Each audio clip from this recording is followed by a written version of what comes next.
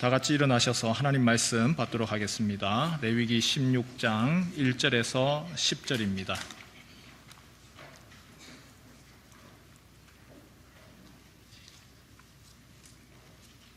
레위기 16장 1절에서 10절 말씀, 제가 가지고 있는 성경 170면에 있습니다. 아론의 두 아들이 여호와 앞에 나아가다가 죽은 후에 여호와께서 모세에게 말씀하시니라.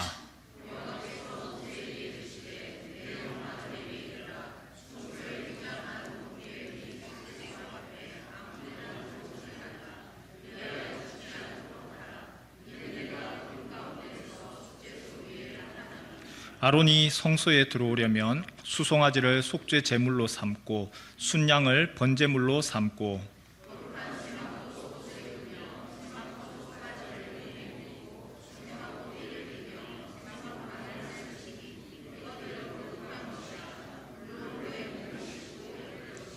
이스라엘 자손의 회중에게서 속죄 제물로 삼기 위하여 순염소 2마리와 번제물로 삼기 위하여 순양 1마리를 가져갈지니라.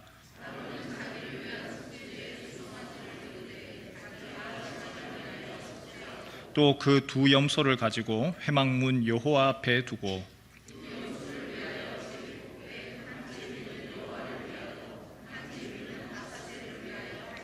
아론은 여호와를 위하여 제비 뽑은 염소를 속죄제로 드리고 아사셀을 위하여 제비 뽑은 염소는 산채로 여호와 앞에 두었다가 그것으로 속죄하고 아사셀을 위하여 광야로 보낼지니라.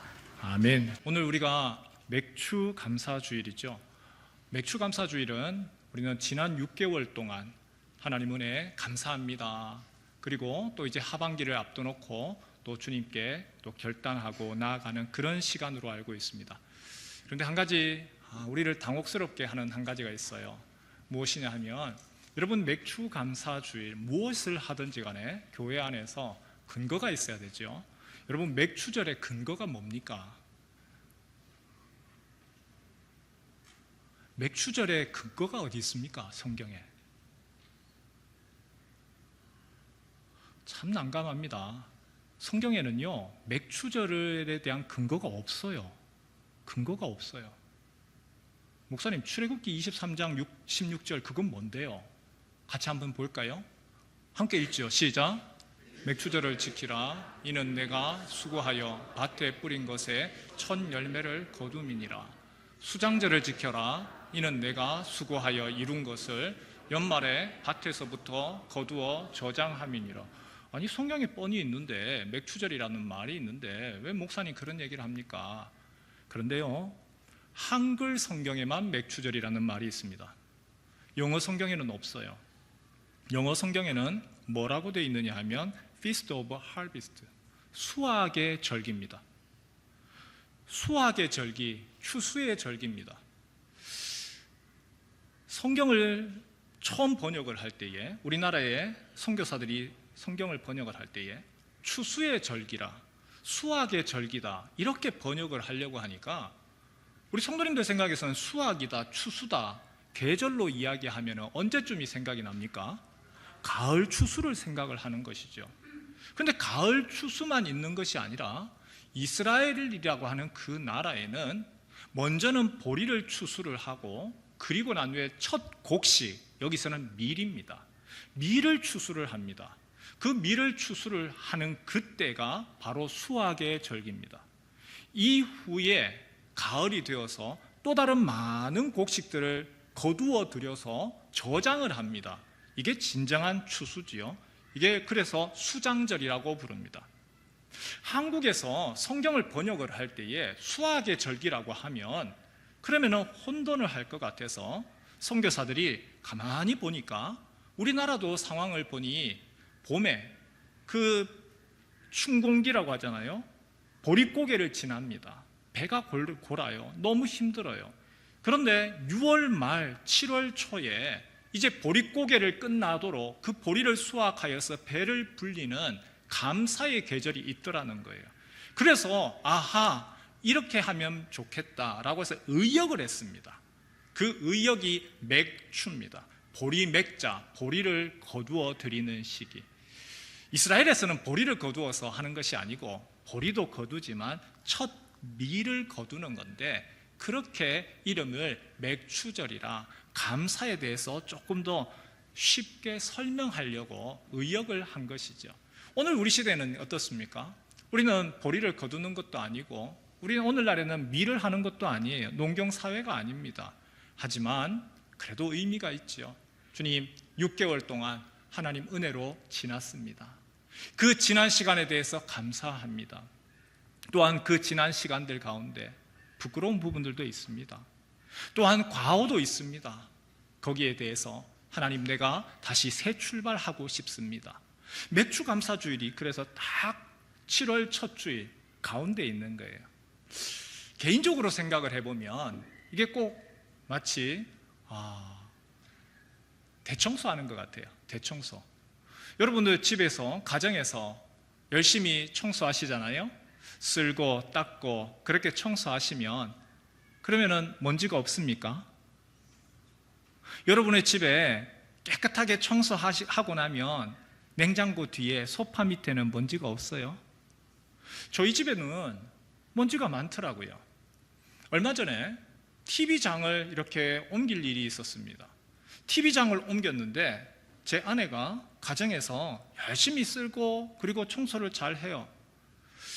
저는 집에서는 청소는 안 하고 목양실 청소를 하기 때문에 거기에 대해서는 좀 영역이 다릅니다. 깨끗하게 청소를 하는 사람인데 수납장 뒤에 TV장을 쫙 옮기고 나니까 먼지가 소복하게 있어요. 그리고 뒤에 보니까 어디에 찾던, 그렇게 찾던 볼펜이 거기에 있고요. 그리고 집에서 먹던 약들이, 뭔 약들이 그렇게 많이 떨어져 있는지 모르겠어요. 소복히 있더라고요. 그 어째 보면 한 번씩 우리가 소파 밑을 청소를 하고 냉장고 뒤를 청소를 하고 하는 이유, 이 먼지들, 그것들을 대청소를 한번 해야 되는 거죠. 맥주 감사주일도 그런 것 같아요. 오늘은 대청소지요. 영적인 대청소하는 날이지요. 우리의 지난 시간들에 대해서 하나님께 감사하고, 그리고 다시 주님 새 출발하겠습니다. 오늘 레위기 16장을 읽었습니다. 그런데 이 레위기 16장의 의미도 똑같습니다. 같이 한번 따라해 볼까요? 영적 대청소의 날. 예, 영적 대청소의 날. 구약시대에서는 하나님께 죄를 지으면 주님 앞에 그 죄의 값을 치러야 되는데, 죄의 값은 사망, 죽음입니다. 피로써 죄를 갚는 것이죠. 그래서 그때마다, 내가 죄를 지을 때마다 염소, 황소 아니면 양을 가지고 와서 그 값을 치릅니다. 속죄를 했습니다. 하지만 때로는 내가 깜빡해서, 아니면 내가 부지불식간에 몰라서 그 죄를 해결하지 못하기도 합니다. 하나님이 그래서 너희가 그런 날 하루를 정하여서 모든 죄에 대해서 다 청소하는 날을 해라. 깨끗하게 청소해라. 개인의 죄뿐만이 아니라 개인의 죄로 인하여서 성전이 오염되었다. 하나님의 성소가 오염되었다. 그 성소까지도 깨끗하게 그리고 정결하고 청소해라. 그날이 바로 속죄일입니다. 영어로 이야기를 하면 Day of Atonement, 히브리어로 하면 욤, 날, 키푸르, 속죄를 하는 날, 영적으로 청소하는 날이죠. 이 속죄일이 되면 대제사장이 앞장을 서게 되어 있습니다. 다른 제사장이 아니라 대제사장이, 그 대제사장이 자기를 위하여서 먼저 속죄하고, 그리고 모든 백성들을 위하여서 속죄를 합니다. 크게 두 가지 속죄가 있지요. 앞에 한번 띄워주실래요? 같이 한번 읽지요. 첫째, 시작. 성막의 오염을 제거합니다. 여러분, 성막, 성소, 성전, 거룩한 장소, 하나님이 계시는 그 성전, 그거 지금은 모세의 때이기 때문에 성막 이동식 텐트죠. 그 성막의 오염, 죄로 인하여서 더러워진 그것을 제거하는 것, 이것이 바로 속죄의 염소를 통하여서 제거를 합니다. 그 다음에 두 번째가 있습니다. 같이 한번 읽죠. 시작. 백성의 죄를 제거합니다. 아사셀 염소를 통하여서. 그래서 두 마리의 또 속죄의 염소와 아사셀 염소가 나옵니다.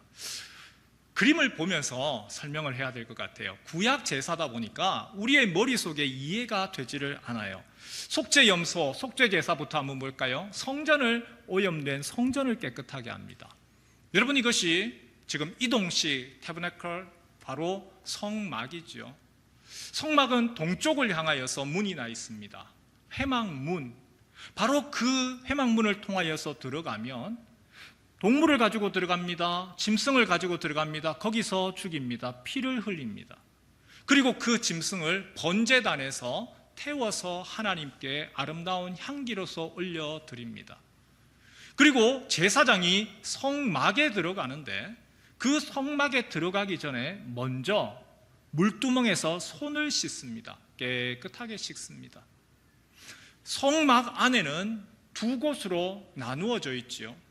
하나는 성소라. 이 성소까지는 제사장이 들어갈 수 있습니다. 여기에는 하나님을 향한 향연, 향을 올리는 분향단이 있고, 그리고 떡상, 그리고 촛대가 있습니다. 바로 그것을 통하여서 하나님 앞에 매일 제사장이 들어가고 나가고 하면서 하나님께 제사를 올려드립니다. 그런데 휘장이 있어요. 들어가는 성막의 첫 번째에도 휘장이 있고, 그리고 성막 안에 지성소라고 하죠.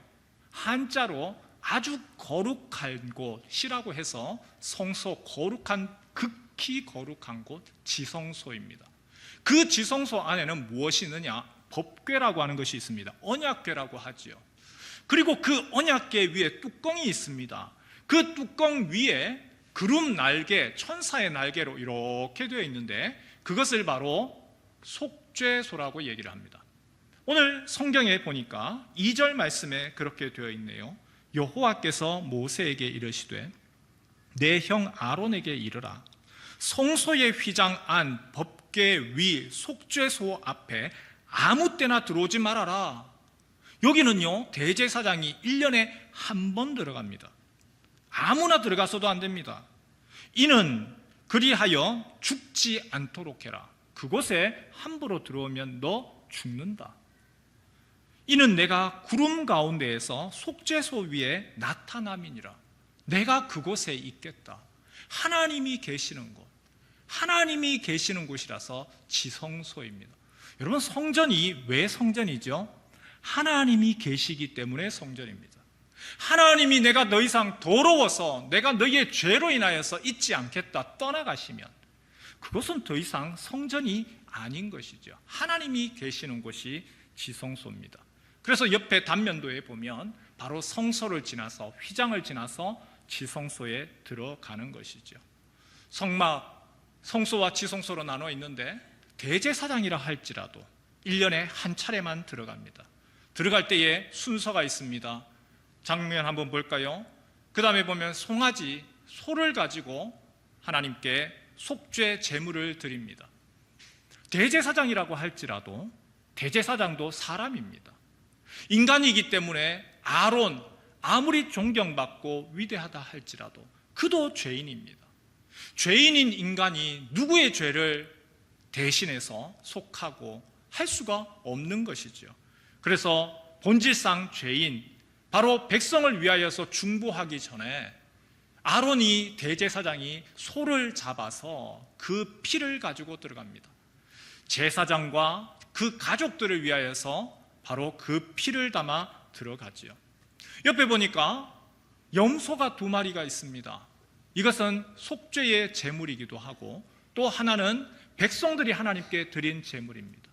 이 염소 2마리를 성막 앞, 회막문 앞에서 제비를 뽑습니다. 하나는 여호와를 위하여 속죄 제물로 속죄 염소, 하나는 아사셀을 위한 아사셀 염소로서 뽑습니다. 그리고는 한 마리, 바로 속죄 제물로 되는 이 속죄 염소를 찔러서 죽입니다. 그 피를 받아서 소의 피와 그리고 염소의 피를 가지고 지성소에 들어가는 것이죠. 들어갈 때에 여기도 또한 먼저 대제사장이 그냥 들어가지 않아요. 옷을 벗습니다. 여러분, 대제사장의 옷은 성경에 보면, 출애굽기에 보면 굉장히 화려합니다. 금색, 자색, 홍색, 그리고 청색으로 화려한 옷입니다. 이 대제사장의 가슴에는 12지파를 상징하는 바로 보석이 있습니다. 하지만 속죄일 만큼은 그 옷을 벗어놓습니다.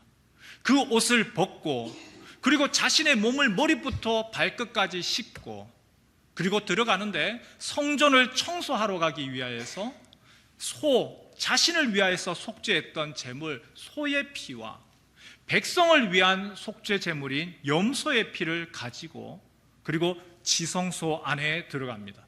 지성소 안에 들어가서 무엇을 하느냐? 그 피를 그 속죄소 그곳에 귀퉁이마다 바릅니다. 그 귀퉁이 하나하나 그 피를 바릅니다. 소의 피와 백성이 바쳤는 속죄 염소의 피를 4군데 바르고, 그리고 속죄소 앞에 피를 7번 뿌립니다.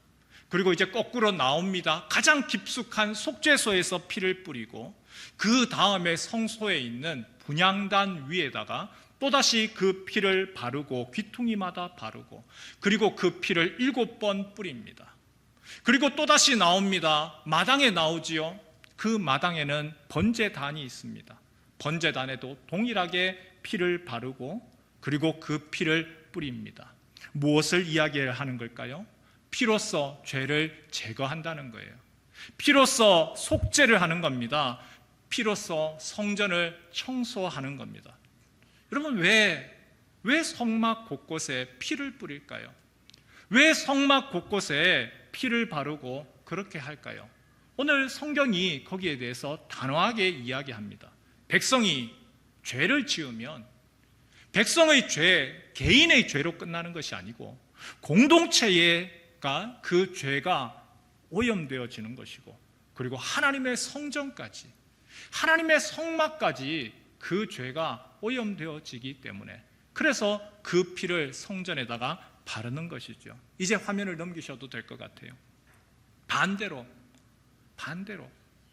그 성막이, 성전이 깨끗해지면 그 성전으로부터 시작하여서 하나님의 백성들이 다시금 깨끗해지기 때문이지요. 바울이 신약교회에서 성도들에게 바로 이것을 적용했습니다. 고린도전서 3장 16절에서 17절 말씀 같이 함께 읽을까요? 시작. 너희는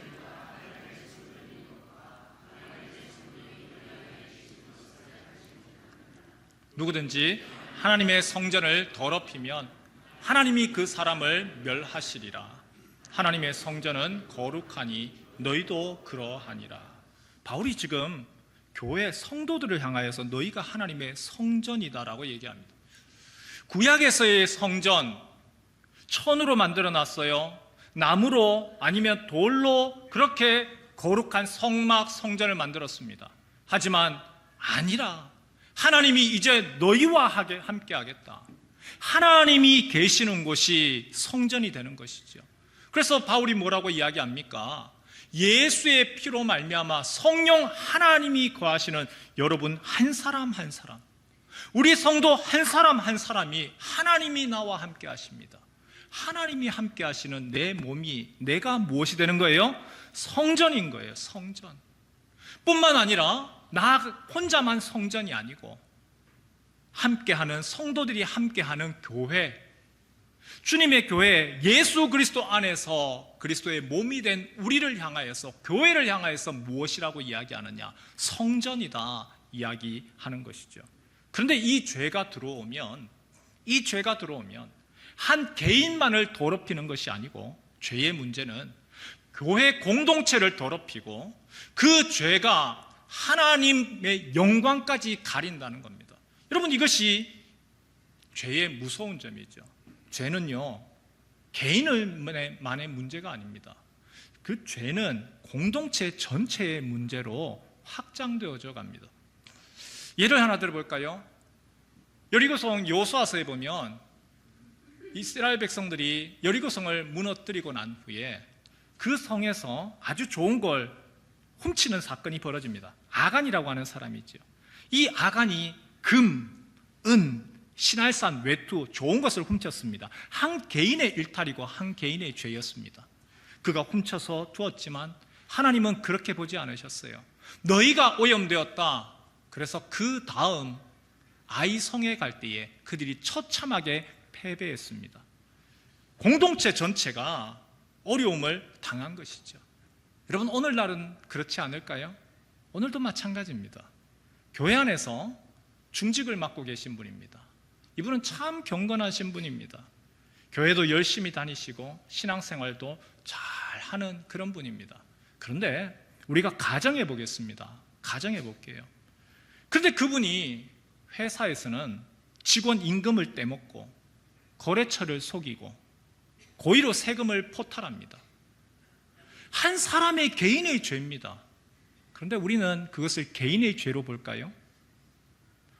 여러분, 한 개인의 영혼만 망치는 겁니까? 그렇지 않지요. 그리스도의 몸된 교회를 오염시키고 조롱받게 합니다. 하나님의 영광을 가립니다. 이런 말이 당장 나오지요. 교회 다니는 사람인데 교회 다니는 사람도 저렇네? 예수쟁이들도 다 똑같네? 한 개인의 문제지만 한 개인이 아니에요. 한 개인이 아니라 예수를 믿는 모든 사람들, 교회의 거룩한 이름이 영광을 가리게 되고 하나님의 영광을 가리게 되는 것이죠. 죄는 그래서 절대 개인의 문제가 아닙니다. 나의 죄가 내 영혼만 병들게 하는 것이 아니고 교회의 거룩함을 훼손을 하고 하나님의 영광을 가리고 그리스도의 몸된 바로 이 성전이 더럽히는 것이죠. 그런데 복음이 들려옵니다. 그 복음이 무엇이냐? 예수님이 찢기셨다. 예수님이 피를 흘리셨다. 예수님이 그 보혈을 흘리셨다. 마치 속죄 염소처럼 그 예수님이 자신의 보혈을 흘리셨다. 그리고 나를 깨끗하게 하셨다. 나만 깨끗하게 한 것이 아니라 자기를 믿는 모든 사람들, 그들의 죄까지도 다 깨끗하게 하셨다. 속죄하셨다. 교회를 깨끗하게 하셨다. 마태복음 같이 한번 읽어볼까요? 마태복음 26장 27절에서 28절입니다. 함께 읽겠습니다. 시작. 또 잔을 가지사 감사 기도하시고 그들에게 주시며 이르시되 너희가 다 이것을 마시라. 이것은 죄 사함을 얻게 하려고 많은 사람을 위하여 흘리는 바 나의 피 곧 언약의 피니라. 여러분, 예수님의 보혈이 무슨 의미지요? 죄 사함을 주시려는 피지요. 예수님은 죄 사함을 위하여서 많은 사람을, 나를 믿는 너희를 위하여서 흘렸다. 여러분, 오늘 우리가 성찬식을 하지요. 성찬식의 의미가 바로 이겁니다. 주님, 나에게 죄가 있습니다. 내가 알고 있는 것도 있지만 내가 부지 중에 지은 죄도 있고 주님, 나를 정결케 해주십시오. 예수의 피로 나를 깨끗게 해주십시오. 오늘 성찬식을 통하여서 주님, 나에게 새 생명 주시고 내가 새 출발하게 해주십시오. 염소와 황소의 피가 아니라 예수의 피로 말미암아 주님, 나를 정결케 하여 주옵소서. 주님, 우리 부산문현교회 공동체를 깨끗게 하여 주옵소서. 하나님의 영광을 위하여서 다시금 나아가기를 원합니다. 여러분, 이것이 바로 예수 그리스도의 보혈의 의미이고 오늘 우리가 성찬을 하는 이유이기도 합니다. 대제사장이 바로 그 속죄 염소를 잡아서 성전을 깨끗하게 하고 정화시키는 것을 하고 난 후에 그 다음에 또 하는 것이 있습니다. 무엇이냐? 아사셀 염소를 광야로 보내는 거죠. 21절, 22절을 우리가 읽는데 앞에 한번 나올 겁니다. 아사셀 염소, 이게 뭐지요? 같이 한번 읽어볼까요? 시작. 아론은 그의 두 손으로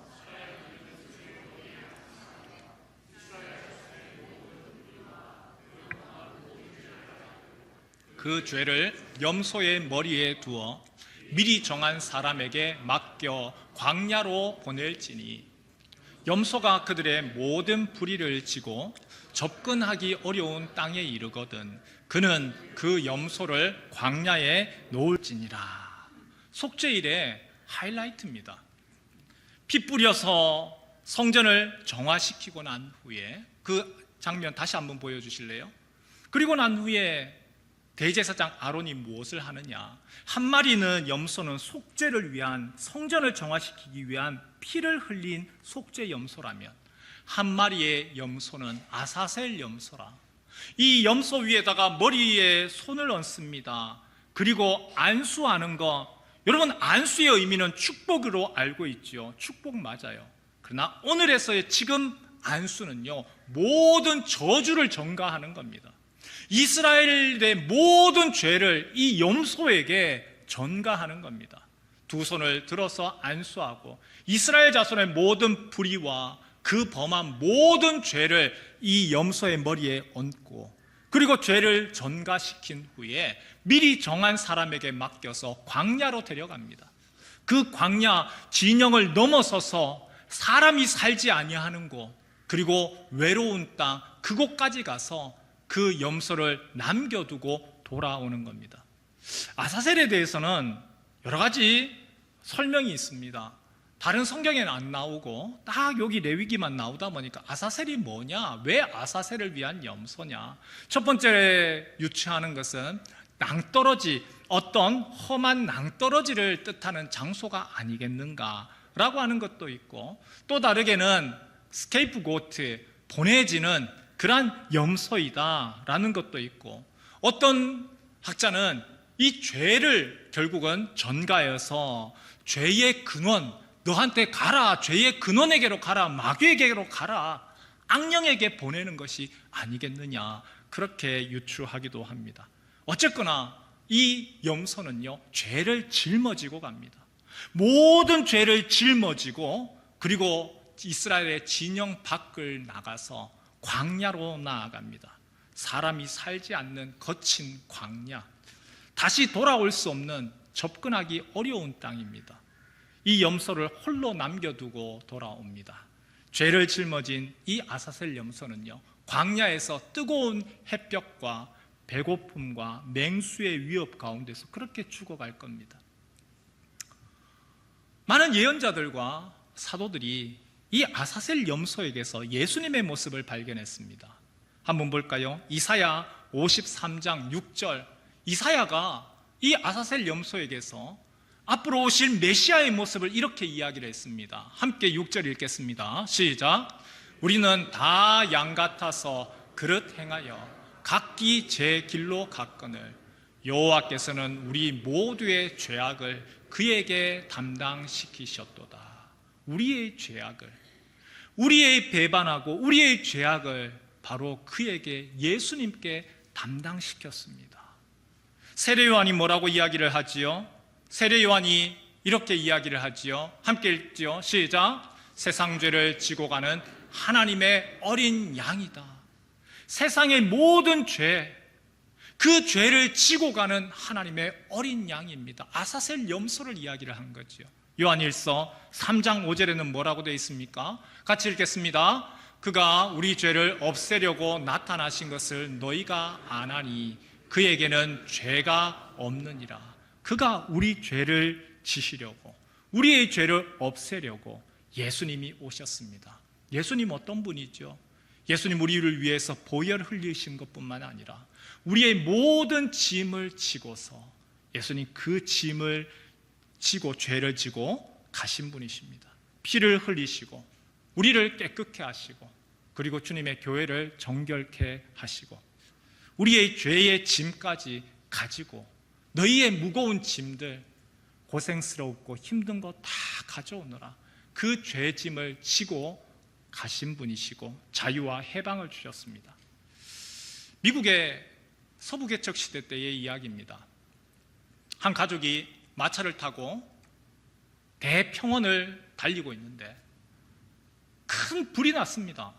그리고 그 불이 바람 따라서 마치 마차를 쫓는 것처럼 달려오기 시작하는데 마차 속도보다 더 빨라요. 피하지도 못해요. 이 불이 마치 삼키려고 하는 것처럼 이 화염이 대단합니다. 그래서 어떻게 하면 좋을지 더 빨리 했지만 이 화염, 불의 속도가 더 빨라요. 아빠가 가족들한테 이야기합니다. 어서 빨리 앞에다가 불을 질러라. 이해가 안 되는 거죠. 뒤에서 지금 불길이 쫓아오고 있는데 앞에다가 불을 질러라니 하지만 아빠가 하라는 대로 그 앞쪽에다가 불을 확 질렀습니다.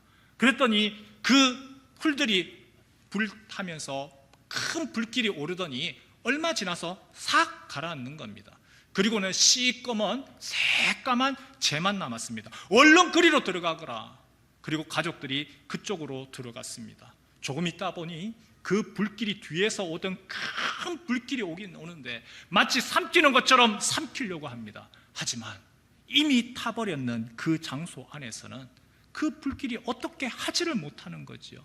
이미 불이 지나갔기 때문에 그곳에서는 더 이상 하지를 못합니다. 아빠가 얘기합니다. 얘들아, 두려워하지 마라. 이미 탄 곳에는 불이 다시 오지 못한단다. 여러분, 십자가가 바로 그렇습니다. 십자가는 하나님의 진노, 예수님이 하나님의 진노를 이미 받으셨습니다.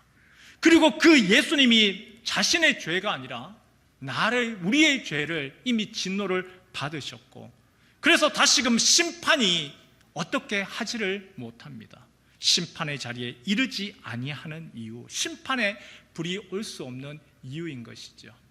예수의 피를 힘입어 그 품 안으로 피한 자에게 그 어떤 정죄의 불길도, 그리고 어떤 형벌도, 화염도 있을 수 없는 이유입니다. 로마서 8장 1절에 그래서 바울이 이야기합니다. 그러므로 이제 그리스도 예수 안에 있는 자에게는 결코 무엇이 없다고요?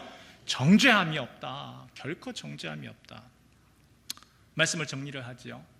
성도 여러분, 오늘은 추수감사주일입니다. 추수가 아니라 맥추감사주일이죠. 그리고 영적으로 대청소하는 날입니다. 여러분이 한번 지난 시간 돌아볼 때에 감사한 것들 많지만 후회하고 잘못한 것은 없습니까?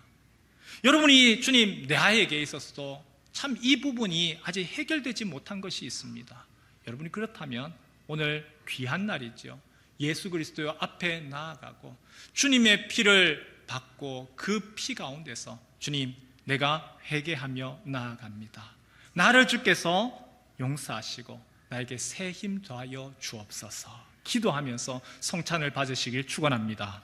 동시에 주님, 내 마음에 주님 앞에 회개했습니다. 그럼에도 불구하고 나를 향하여서 계속 정죄하고 너가 그러고도 라고 하면서 비판하며 우리에게 정죄감과 패배감을 주는 사탄의 공격이 있습니까? 거기에 대해서 담대하게 이야기를 하십시오. 나의 죄는 예수 그리스도께서 가져가셨다. 그분이 아사셀 염소 대신 예수님께서 나의 죄의 짐을 다 짊어지셨다.